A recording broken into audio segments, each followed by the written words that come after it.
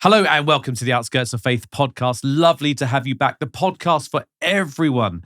Whether you're seeing us on social media or YouTube or listening on your favorite place, wherever you are very, very welcome here. This is conversation that's been going on for around 2,000 years and basically it stems from the beginning of time. I'm very excited for you to be here. I'm very excited for today's show. I genuinely am. Let's see what's coming up on it. The Outskirts of Faith podcast is brought to you by Monkeynut Audiobooks, creating audiobooks, podcasts and voiceovers that keep people listening. The Outskirts of Faith. So today I am joined with author, broadcaster and preacher, Kate Nicholas. Kate, you are so very welcome. It's great to be here. It's great to have you here. It really, really is. We have just finished producing your audiobook To the Ocean's Floor. Exciting. I mean, are you excited about the release of it? Because it's not your first book. No, it's not actually my fifth book, but I'm so excited by my first ever audiobook, and what an amazing experience. I found it quite emotional actually reading some of it. But yeah, it's been lovely to be here. It really has. Amazing experience. Now, because obviously I know your book and I know your story, I want to dive straight in because it's so inspiring. However, I know it's going to come out throughout this little chat here today. So we are just talking Outskirts of Faith. We are talking because there are many people who have a genuine interest, and I always say everyone's like one step away from finding Jesus. I really do. And so my question to you is, now bear in mind that you are a preacher as well. Have you ever found yourself on the outskirts of faith, and what did that look like? Oh, very definitely. So I was brought up in as a Baptist by my mother, but I was very influenced by my father, who was, I think we'd put an anguished and eccentric poet. Nowadays, he would be diagnosed as bipolar, but in those days, he was really left to his own devices, and he was waging war on the world and God. And sadly, he used to get suicidal, and I was absolutely terrified that he would take his own life. And when I was a teenager, I must have been about 15, 16, I just got really angry. I couldn't understand how this loving God could let my father suffer like this. And I turned to the church, and I didn't feel they could give me an answer. It's the age-old question, the problem of pain. It's not surprising my local vicar couldn't give me an answer. But I actually turned my back in anger and walked away. And I really spent years in the wilderness. I even studied, I became a real seeker. I ended up studying at the Dalai Lama's school in Dharamshala in India. I studied Mahayana Buddhism. And I studied Theravada Buddhism in Thailand. I was really kind of seeking meaning, I think is the best way to put it. That was, it was in my 20s. But I think actually that was the beginning of my journey back to God, because I remember thinking this idea of a world without God just didn't make any sense to me. But it took me a long time to come back. I think when I look back now, I wrote my first book, Sea Changed. It's really about my very unconventional faith journey, and about also, we'll come on to my healing from cancer. But it's almost like God attached a piece of elastic to me and said, okay, well, you're walking away from me, but I'm not walking away from you. And over about 2 decades, he gradually drew me back in again. Until eventually, I remember what it was, is I bought myself eventually a copy of the Bible. I remember I was commuting to London, and I sat there reading the Bible. I practically had it covered up because I was embarrassed to be reading it. Is this the New Living? New Living Translation. See, I do listen, Kate. I do listen. It was quite funky, actually, because it had a ring pull on the cover and it said thirsty. But I didn't want anyone to know what I was reading, so I had this funky cover. And I read it twice over. Now, I was really horrified by some of the stuff in the Old Testament, but this person I met called Jesus in the New Testament just seemed about as far removed from this kind of, I thought of God as this absent landlord, that he was lacking in empathy. And Jesus was so profoundly compassionate that it really challenged all my preconceptions. And I remember there's wonderful theological C.S. Lewis who once said that Jesus didn't give us the option of saying that he was just a great moral teacher, because some of the things he said, like that he was God, could have sounded mad. And he said, so we're actually left with only 3 choices. Either he was a liar and he seemed so preeminently good, I couldn't see him as a liar. He was mad, he seemed preeminently sane. He said some of the most sane things about humankind ever said. Or it had to be true. And I was forced to accept the fact that the other two weren't true. So he had to be, as he said, the Son of God. And it was a bit of a blinding moment for me. Yeah, and also as you dive more and more into it, there is so much proof of his existence Oh, and the yeah, fact yeah. that he is the Son of God. Obviously you're familiar with John Lennox, and Yes, yeah. just so you know, so I've worked with a lot of John's. I've worked with John quite a bit, and he's one of those theologians who, you know, a lot of time he's talking. You get these people, and you sort of nodding, going, "Yeah, yeah," and you're thinking, "Wow, you're just like way beyond." You know, but he, you know, when he goes off on one and talks about all the proof, it's just it's unquestionable for me. Well, I think one of the things that really, really struck me is as I began to read the accounts of the resurrection, which of course appear in all four of the Gospels, and also there's another Gospel called the Gospel of Peter, which isn't seen as being quite okay, so it's sort of off on the side somewhere. But they all have these accounts of the resurrection, and I think the thing that really convinced me was two things. First of all, I was amazed to just think about the fact that the first people recorded in the Gospels as seeing the risen Christ were women. Now, in first century Palestine, women's testimony was regarded as invalid. It was not the most PC at that time. So why on earth, if you were making this up, would you actually say the first people who gave the testimony would be women? Yeah. And the other one is, if it was all a lie, why on earth would all these disciples be willing to put themselves in such danger? Some of them died terrible deaths. If they believed it was a lie, why on earth would they have done that? Do you know, can I take that a bit further? Because you're absolutely right, and you do hear that, and I think people do hit a bit of a brick wall when they go, "Well, these people died," you know, these horrible deaths. Where I'm actually thinking about timing, and we're so raptured up on our 24-hour clock, our time, rather than God's timing, our timing. And I think it's amazing that, you know, it was like 2,000 years ago that, you know, sort of Pentecost happened. And, you know, there was 3,000 sort of Christians came about. And then 2,000 years later, which isn't long, okay? It's not long. No, it's not. We're at 2.6, 2.7 billion. Yeah. And every day in the Middle East, around the world, in different places, in China, all of these places where the worst thing you could do for your sort of safety is say, I'm a follower of Jesus. They'll say, I can't not be. People still putting themselves in danger because their sense of faith in him and their knowledge of him is so profound that it's just undeniable. And to they have them. no choice Because it's so in their face. They just know it with all their being.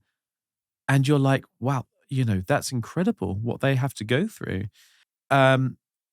So let's just say you've got your childhood. So what sort of age are we talking about here when you sort of went on your travels and started exploring? Yeah, I was in my late 20s. And so I think my late 20s, early 30s, I call them my wilderness years to some extent. I spent your title of your next book. Yeah, wilderness years. Yeah, I spent some time working in advertising, selling consumer goods in the middle of the recession. And I think I began to realise, I remember sitting in a meeting one day, and I didn't have faith at this juncture, but we were sitting 2 hours discussing what colour kettle jug to put into an ad. And I remember having this amazing thought hit me like a bullet. I don't know what God wants me to do in my life, but this isn't it. And I went off and bought a round the world ticket, and I sort of began, I went for 6 months originally, I ended up going 2.5 years. And it began this process of exploration, which eventually led me back to Christ, led me back to Jesus. But it wasn't, I think my faith was very much one of the head. I'm an ex-journalist. I'm a current affairs journalist. I'm very much a rationalist. And I retain all my skeptical filters well and truly intact. So I had to be convinced. But I also had a couple of experiences which really, really deepened my faith. When my mother died, she had the most extraordinary experience, which I recount actually Into the Ocean Floor and in Sea Changed as well, where she was put on a ventilator. She had COPD, end of life. And eventually, I remember it was a lovely Muslim doctor who eventually was willing to take her off the ventilator. Most of the doctors said, no, I think this Hippocratic oath about trying to keep people alive against all odds. He took her off. And in the last few hours, she had these moments of lucidity. And she was a former foreign correspondent. She was an incredibly pioneering journalist. And I always call this her report from the edge, because it was as if in the last moment she had to tell us what she was seeing. And she started off, she was looking, myself and my sister, but then she ended up looking beyond us. And she started saying, "Oh, it's beautiful. Oh, it's incredible." We were like, "What?" And then she said, "Oh, Ma," she's seeing her mother. And then Dan, my father. And then it makes me shudder now to think of it. She eventually, about 4 hours in, said, "Oh, Jesus, is that really you?" Oh, wow. And it was like, oh. And then she said, "Yes, Jesus, I'm coming. I'm coming." And after a while, she then kind of went into, she became unconscious, and we were really at the last stages. And then literally just a few minutes before her death, out of the middle of nowhere, we thought she would go almost gone. This voice came clear as a bell, and she said, "Richard Dawkins is wrong. There is a God." Boom. Gone. That I've heard that story before, and I've got goosebumps up and down my arm. Well, there was an atheist in the room when all this was going on. She came out and said, "My worldview doesn't really make sense anymore." Wow, Yeah. goodness me. Now, I have to be careful talking to you, Kate, because you know what we're like already. Once we get talking, we're in the green room. We're currently just, if you're listening to the audio, we're at the Monkeynut studio where we record these podcasts. And yeah, we go off on one, don't we? We do. So I'm going to move on and say that I have asked you to bring a little bit of scripture with you today. And I was wondering if you could please let us know what it is and tell us why you've chosen this and what it means to you. And the reason why I say to you is because scripture does mean different things to different people, doesn't it? Yeah. Sometimes you can read it and go, well, it means nothing. And then you get a little nugget and you go, wow, it's changed my life. Well, I think what I'd like to share is Acts 17, it's from Acts 17, and just set the scene. The Apostle Paul is in Athens, and he's going around and he's seeing all the idols on every street corner, and he's kind of horrified by the heathenism of Athens. And then he finds a tomb which is dedicated to the unknown God. And he goes into the Orocopus, which is where all the kind of philosophers used to meet and debate. And he starts to talk to them, and he says to them, "You know this tomb to the unknown God?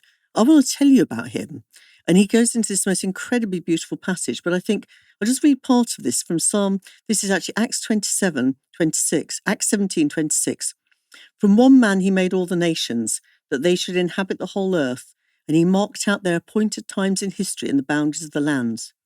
God did this so that they would seek him and perhaps reach out for him and find him, though he is not far from any one of us. For in him we live and move and have our being." In him we live and move and have our being. Mm. That's incredible. And I think this really speaks to something in my recent story, because I'm actually a 2-time cancer survivor. I've survived stage 4 breast cancer twice now, first diagnosed in 2019, and it wasn't expected to survive. And against all odds, I'm here talking to you now. But then the cancer returned in 2021, in the midst of the pandemic. And I had, as I tell in my book, To the Ocean Floor, it was a tough journey. The cancer was more aggressive. And I went on nearly 2 years of treatment. And about a week into the experience of the chemotherapy, I got sepsis. And I was taken into hospital. I was desperately, desperately ill. And I had an experience, which I call my ocean floor experience. And it was as if I was sinking down through the waves, almost sinking under consciousness, sinking down through waves. It's very hard to actually describe it, because it was really experience that goes beyond words. Sinking down until I eventually felt as if I was lying on the ocean floor. And in that moment, I felt the sense of a presence of something extraordinary, very ancient, incredibly powerful, and incredibly loving. And it was the most extraordinary experience, and I knew that it was God. And when I recovered, I was left with this kind of yearning and longing for that experience and trying to find my way back to it. And I ended up studying a kind of contemplative tradition that goes right the way back to the beginning of Christianity, to the Apostle Paul, to the Desert Fathers who were in the 3rd and 4th centuries, and the Celtic Christians in the 4th century, more in Britain. And they all had these traditions where the best way to describe it is they sought God in the stillness. And they did that through meditation. I began to kind of study what's called Christian meditation. And as I did so, I began to become more aware of this idea that in him we live and move and have our being. I found that the whole experience almost changed the way I saw the world. I just became much more conscious of the fact that he is all around us. You know, in creation, we see evidence of his character. Yeah. And I remember I wrote a lot about the wonderful, wonderful NHS staff. My book is dedicated to the ocean floor, is dedicated to the wonderful staff of the NHS, whose professionalism, compassion, and resilience never fail to amaze me. And as I looked around me, I felt that I was seeing the compassion of Christ around me, that I was seeing God at work in the hands and feet of these wonderful men and women, that he was there, that on the wards I was being given a glimpse of him. And so this idea that in him we live and move and have our being. And, he says he is not far from any of us. God did this so they would seek him and perhaps reach out for him. Though he's not far from any of us. I think the reality is God is with us all the time. It's just that most of the time, most of us don't see him, hear him, feel him. Yeah, do you feel like we've put up a brick wall? And I know a lot of people turn like, oh, social media and they go on, that's sort of the bandwagon at the moment. But if you look at where we are, in 2024, we're at a very kind of fast-paced technology online situation. And it's very easy to put up this blank wall. One thing that I'm trying to do at the moment, for example, is make sure that what I'm seeing online, trying to get my algorithms kick in on my social media and stuff, of just Jesus-based material.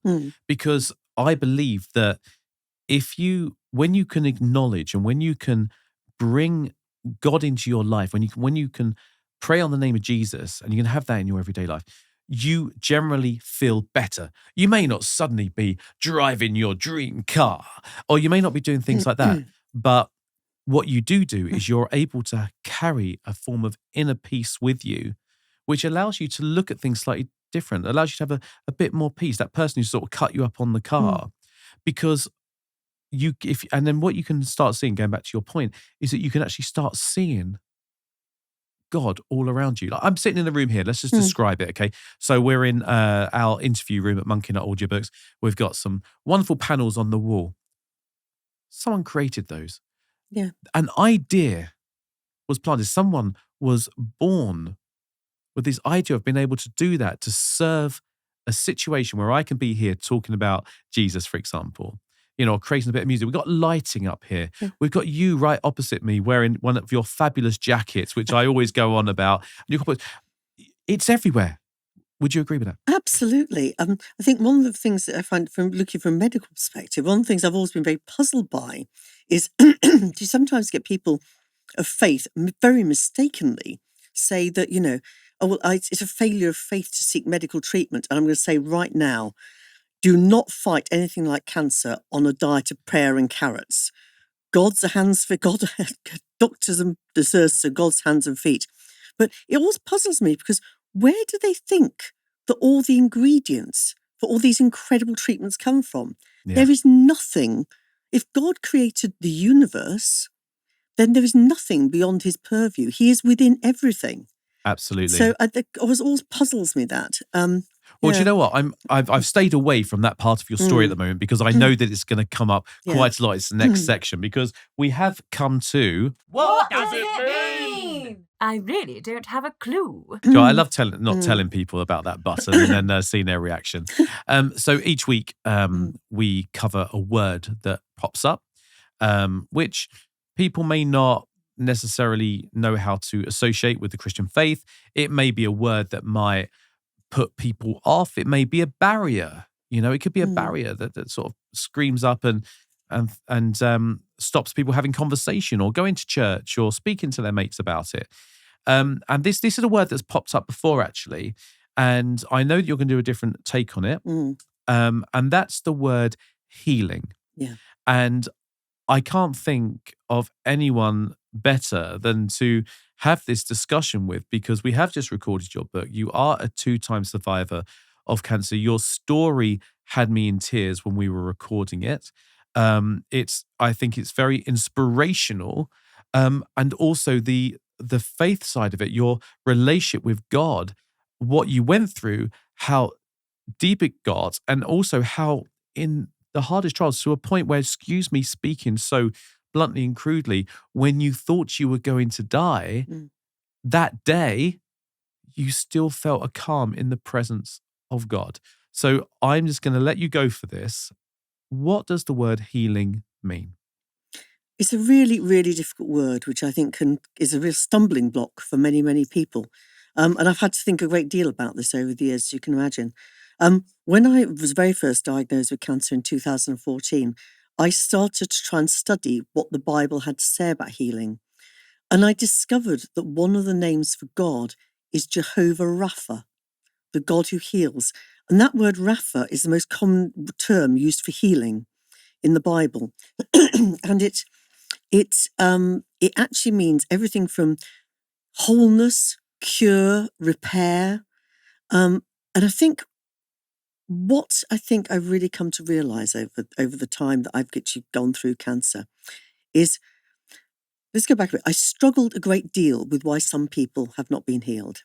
I would say, while I've been going through cancer, I have lost a couple of friends of mine, including one very dear friend of mine, Martin, who had terminal lung cancer, who I write about Into the Ocean Floor. And I've really, really struggled with why I'm still here and why Martin is not, and many others who we love are not. I don't think there's an easy answer to it. But I do think that what I've come to realize is that Rapha, or healing, is something bigger than cure. And it bigger than and may not always include a cure. Because I'm very blessed to still be here, and there are undoubtedly some aspects about my healing which are hard to explain. In actual fact, my surgeon, my radiologist, my oncologist, and my cardiologist all signed off on my first book because they said some hard aspects were hard to explain. And I did seek healing prayer. But I still think that the most profound healing that I experienced was this peace which really does pass all understanding. I remember when I was first told that I had stage 4 inoperable cancer, the prognosis was not good at all. I was not expected to survive. I think I probably have about a year. And I remember being in the oncologist's office with my husband when I was told. And my husband, who is not a man of deep faith, said to me afterwards, he said, Kate, he said, it was incredible. This calm just seemed to descend upon you. And he said, I know it didn't come from you because you could worry the leg off a table. And even my oncologist kept commenting on it. And he kept saying to me, Kate, you do understand the implications of what I'm telling you, don't you? And I said, yes. You do understand the implications? I said, yes, you're telling me I'm dying. But I still had this extraordinary sense of calm. And I think in my most recent journey, when I've spoken about this ocean floor experience, that calm's extended this sense of the presence of God beside me, which is almost incandescent. I feel as if I stood for a little while on the border between the natural and the supernatural, and somehow I came closer to something very mysterious that I can't necessarily understand, and that this was carrying me through. And I really believe that I think that, I've seen people around me, friends of mine who've had terminal prognosis. In the chemo suites, I made friends with many people who had very difficult prognosis. And one of the things that astounded me by chemo suite, for example, which I write about, is its atmosphere, incredible peace that surrounded many of them. And I think at the end of the day, it is possible to be healed even if you're not cured. So you're talking here like spiritually. Yes. And ultimately, that's the end game, isn't it? I talked about this recently. We were talking about like wealth, actually. We were talking about wealth and what wealth means. And we were talking about bonuses. And in today's world, we're so, well, I don't, running Monkeynut, I don't get these, but people work towards the bonus at the end of the year. And it's like, well, that's sort of like on the physical. But if you look internally, spiritually, playing the long game, your bonus is the kingdom of heaven. Absolutely. And I think that's also what you mean by the sort of like the healing as well. And I really do urge you at home to really consider that. I really do. And actually to read your book, because I don't even think you don't need to have an association with cancer, where sadly it does work out that everybody knows someone who has cancer. But, a lot of people would gain so much from To the Ocean's Floor. I certainly did. I really do. So with everything that you've seen and what you've been through and also what you're doing on day-to-day life, where have you seen God working recently? Well, I think there's Albert Einstein once said, it's wonderful. He said, I love that you just brought Albert Einstein into it. Let's just bring Albert in while we're here, shall we? Yeah. He said that there's only two ways to live your life: as if nothing was a miracle and as if everything was a miracle. And I do think that we are surrounded by everyday miracles. So I'm not talking about walking on water or kind of turning water into wine, but those kind of synchronicities and God incidences. When somebody. We seem to meet somebody who gives us exactly what we need just at that time. When we get some information we need that just really helps us, maybe changes our direction. I think our life is full of these kind of God instances, and we can so easily kind of just ignore them or explain them as serendipity. But I found that as I've looked back over my life, I have been able to see that actually the random occurrences of my life were not so random after all, that there were patterns, that if I hadn't met a particular person at a particular time, I would not necessarily have gone down a route which led me into something wonderful. And I think I talk about what I call my soul story, because I think each of us actually has that part of us that connects with God, that has these kind of experiences. And it's too easy to ignore it. But I think God wants us to understand that. He wants us to recognize that there is a pattern to our life. There is meaning. There is meaning. We can so easily live our lives rejecting and ignoring meaning. But I believe that it's so, when we actually can see this and when we can recognize it, our lives become an adventure. Yes, yes. So are you saying that, which is a great answer, so just say yes anyway, if is that seeing God, if we open our eyes and we look at things slightly differently, we will see God working wonders everywhere we look. He's there. I'm going to say Acts 17 says it, he's there. He's never far from us. He's always there. I think what happens is that I think in moments of extremists, we sometimes become more aware of him. The Celtic Christians talk about thin places where they say that God, the heaven and earth come together. I think there are also thin moments. And those moments sometimes tend to be those of extremists. But it's sad if it takes us to have something like a cancer diagnosis in order to actually recognise that he is there, because he's there beside us all the way. I think if saying it like that, I can't see a better way to say, I urge you to go and start investigating now, be curious, and spend some time, just a very basic prayer. And just pick up on the idea of curiosity, because the reality is, the world is a far more mysterious place than we can ever imagine. We've gone so far beyond the time now that we cannot say something cannot exist because we can't bottle it or categorize it or test it. If you look at developments in scientific developments, for example, in quantum physics, of which I'm definitely not an expert, but, I can see that we have gone beyond that kind of empirical stage. And actually, when you look at things like string theory, we're actually moving into kind of what might be called more a realm of faith in the broadest sense of the word. Oh, I completely agree. I think the more we dive into it, the more eventually it's going to come round, because we're so desperate to be able to prove everything with like some kind of physical matter to it. But I think eventually, where do you end up? I remember going out to, when I was a journalist, I went out to CERN where the Hadron Colliders, and I had some extraordinary conversations with some of the scientists out there. And I would say that some of the conversations were bordering on faith conversations, because we've moved into a completely different dimension now. And I think it's really exciting. The fact we don't know everything is really exciting, because it means that everything is possible. Yeah, and you got to be grateful for that. You got to thank God for that, right? That's amazing. Yeah, it's like all of you, all the scientists who are like, well, it can't be faith, it can't be God. Yeah, bless you and thank you, because you are the ones that are going to prove it in the long term. Yeah, which is great. Oh, I'm quite convinced if we carry on long enough, we're going to find him scientifically. Yeah.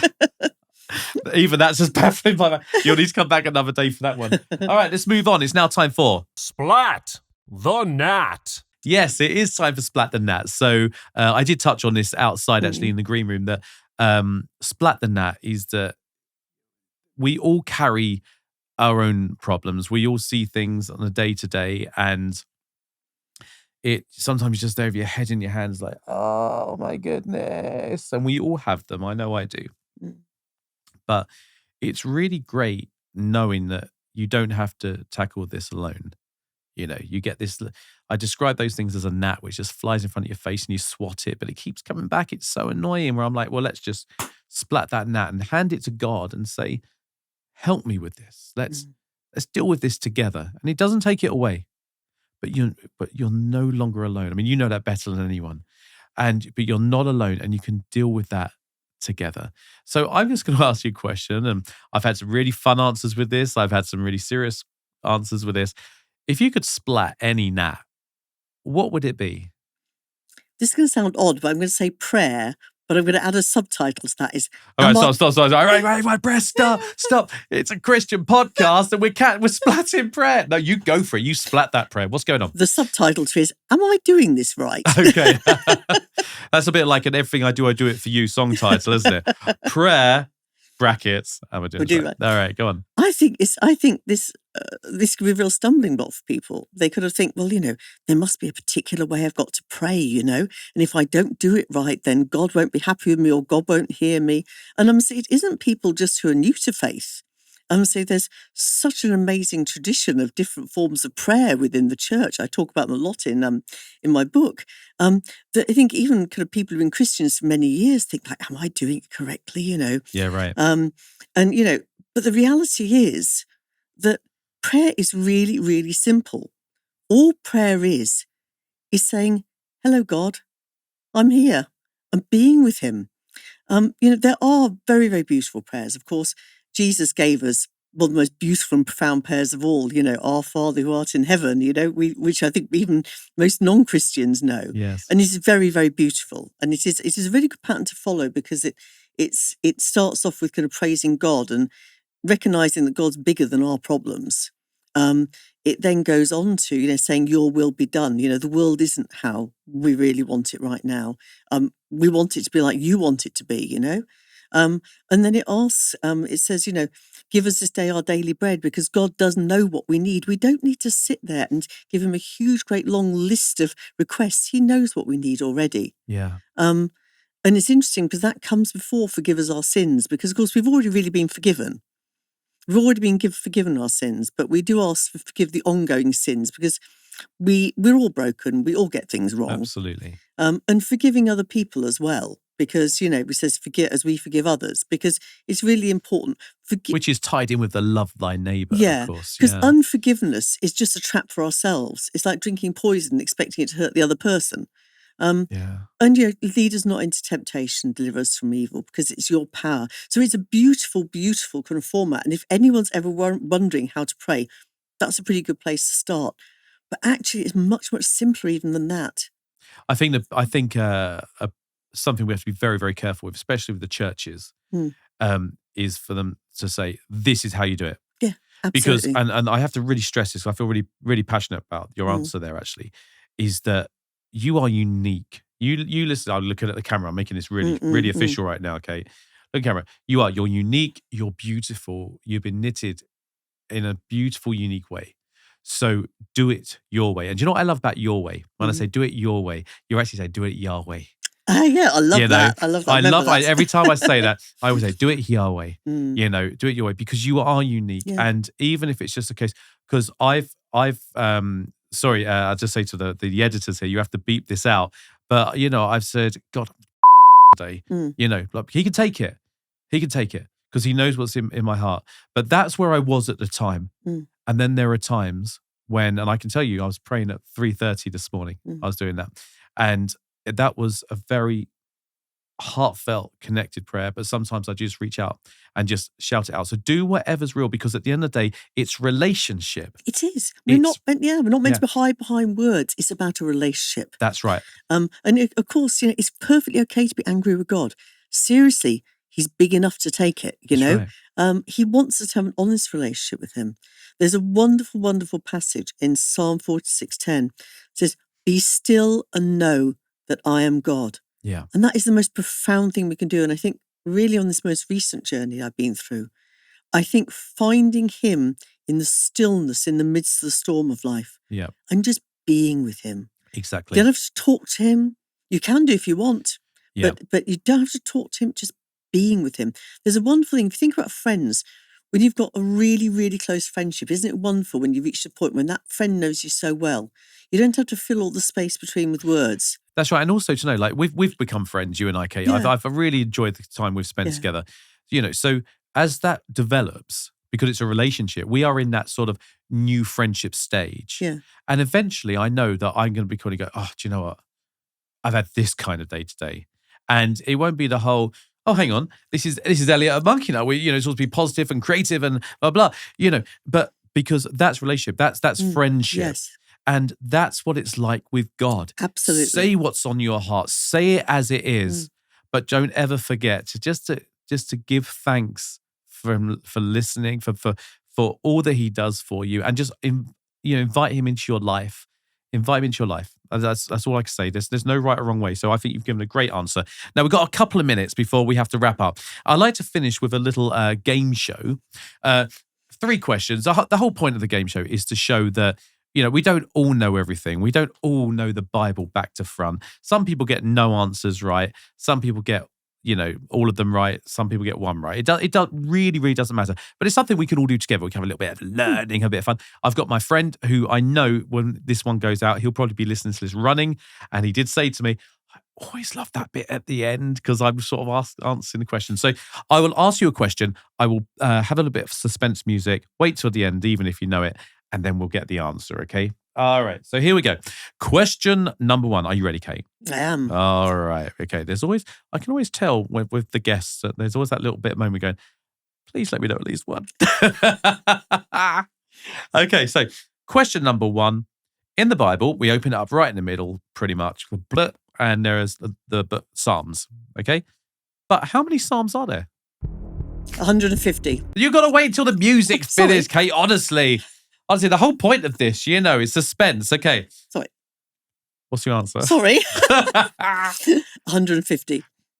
Yes, but I might write another one just to make it 151, just because you ruined the moments. It is 150. And the Psalms are weird. Do you know what, something I struggle with, right? Is that people say, and I hear it at church, if you ever don't know how to pray, and I bet some people listen to this rolling their eyes going, yeah, I feel the same. You can always turn to the book of Psalms. Well, I get it. I get what they're saying that because there are some really amazing passages in there. And I've got my faves. And because I'm into it, like we have a home group and we got it tonight, in fact, and we are actually going through the Psalms. We're reading them, what they're about and everything. And they are incredible. But if you're new to praying, I don't think you got time to sit through the whole of the book of Psalms. But what I will do, and I truly believe this happens, if you get the Psalms, flick through and just look at one, just however you feel it. I find that gives me a good psalm that I'm needing at that time, I think what I do love about the Psalms is they're very real. So there are ones in which the psalmist is angry with God. Yeah. There are ones in which he's complaining. There are ones in which there's some in which he's sort of calling down fire on his enemies. Yeah. But these are written by real people. That's right. And I think that's what always good about them is they're real. But no, I quite agree. Don't start trying to pray them, but do have a look at them. Do have a look at them, Yeah. definitely. Okay, great. We should also say look at different translations as well. Yes. Because it will help, understand them. Go to the old King James version. Wait for it. Where did Moses give where did God give Moses the 10 commandments? Wait for it. Lola, you're ready. You've been very good, Kate. You've been very good. Mount Sinai. That's right. Okay, let's make it a little bit more difficult. Whereabouts in the Bible would you find that story? In Exodus. Exodus. Hang on, let's give you one of these. 1 second. There you go. She's on fire. Okay, absolutely great. Yeah, Mount Sinai. And you can check that out more in Exodus 20. This one I think is quite interesting. And we do only have like a couple of minutes, so we'll be nice and quick. When the disciples saw Jesus walking on the water, what did they think he was? All right, so when the disciples saw Jesus walking on water, What did they think he was? They thought he was a ghost. They did, and why wouldn't you? Why wouldn't you? But that's in Matthew chapter 14. And I'm going to be trying to be quick here, but at verse 25, it says, "Shortly before dawn, Jesus went out to them, walking on the lake. When the disciples saw him walking on the lake, they were terrified. 'It's a ghost,' they said, and cried out in fear. But Jesus immediately said to them, 'Take courage. It is I. Don't be afraid.'" And if that passage there, "Take courage. It is I. Don't be afraid," isn't a good place to finish a podcast, I don't know what is. Would you agree with that, Kate? Amen. Kate, thank you for sharing your story with me. I really appreciate it. I can also confirm that on the Monkeynut YouTube channel, there is an interview that I do with Kate where we do dive deeper into her story. It's incredible. And if you or you know someone who will benefit from this conversation, someone who's going through cancer or something similar, then I do urge you to watch it. And Kate also says about how you can get in touch with her as well. So I do push you in that direction, as well as her books as well. Kate, thank you so much for coming on the Outskirts of Faith podcast. Thank you so much. Great joy. Thank you. You've been listening to the Outskirts of Faith podcast. We would love more people to join our community, so please subscribe, share this podcast, and join us on our social media. And of course, you can visit our resource website at outskirtsoffaith.com. This podcast was edited by Chris Byland, the YouTube video editing by Adam Moss, music by Matthew Salvage, and hosted by Elliott Frisbee.